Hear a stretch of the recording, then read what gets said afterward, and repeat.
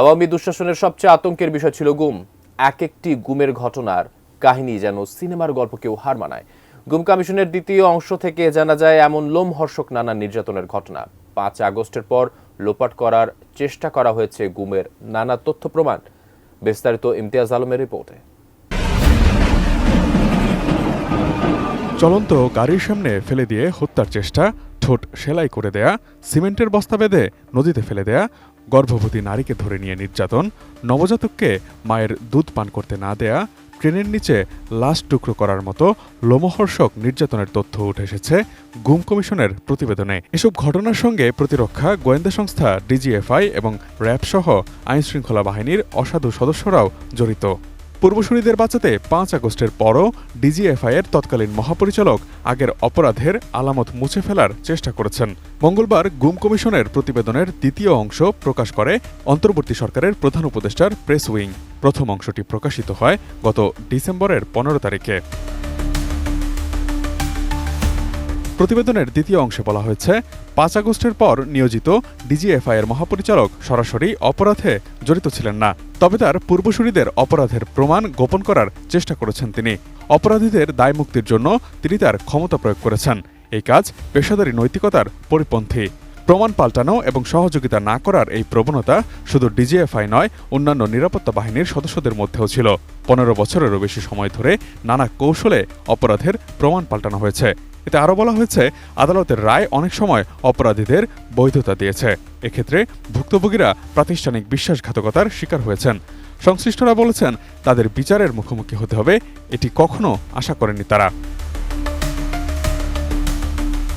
প্রসঙ্গত, অন্তর্বর্তী সরকার দায়িত্ব নেয়ার পর গুম সংক্রান্ত একটি তদন্ত কমিশন গঠন করে।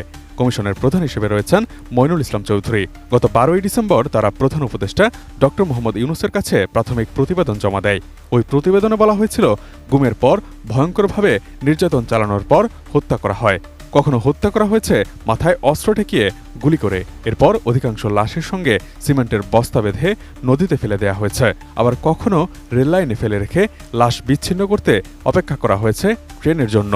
সুস্থ মানুষের ঠোঁট সেলাই করে দেয়া সহ শরীরের স্পর্শকাতর স্থানে দেয়া হয়েছে বৈদ্যুতিক শক। প্রতিবেদন বলছে, গুমের শিকার পরিবার অভিযোগ নিয়ে গেলে আইন প্রয়োগকারী সংস্থার বক্তব্য ছিল, উপরের নির্দেশ আছে, সামনে এগোনো যাবে না। যারা জীবিত ফিরে এসেছিলেন তাদেরও দুর্দশা কাটেনি। তারা ক্রমাগত হুমকির মুখে থাকতেন, ফলে অভিজ্ঞতা শেয়ার করা কিংবা ন্যায় বিচারও চাইতে পারেনি তারা। প্রতিবেদনে উল্লেখ করা হয়েছে, পুরুষের তুলনায় গুমের শিকার নারী ও শিশুর সংখ্যা কম। তবে নারীদের গুমের সবচেয়ে ভয়াবহ দিকটি হল, অনেক ক্ষেত্রে নারীরা তাদের সন্তানদের সঙ্গে গুম হয়েছেন। উদাহরণস্বরূপ, একজন নারী গর্ভাবস্থায় ছিলেন। এ সময় তার ৩ বছর এবং ১.৫ বছর বয়সী ২ সন্তানকেও গুম করা হয়। ওই নারীকেও তাদের সঙ্গে ১ মাস বন্দী অবস্থায় রাখা হয়। গর্ভবতী হওয়া সত্ত্বেও একজন পুরুষ কর্মকর্তা তাকে ব্যাপক মারধর করে। ৬ বছরের একটি শিশু জানায়, তাকে তার মায়ের সঙ্গে সিটিটিসিতে আটকে রাখা হয়েছিল। অন্য এক ঘটনায় মা এবং তার কন্যাকে তুলে নিয়ে রাতভর র্যাব ২ ব্যাটালিয়ন হেডকোয়ার্টারে রাখা হয়। পরের দিন মেয়েটিকে গাড়ি থেকে ফেলে দেয়া হয় রাস্তায়। এরপর এক ইমাম মেয়েটিকে পেয়ে পরিবারের কাছে ফিরিয়ে দেন, কিন্তু তার মা আর ফিরে আসেননি।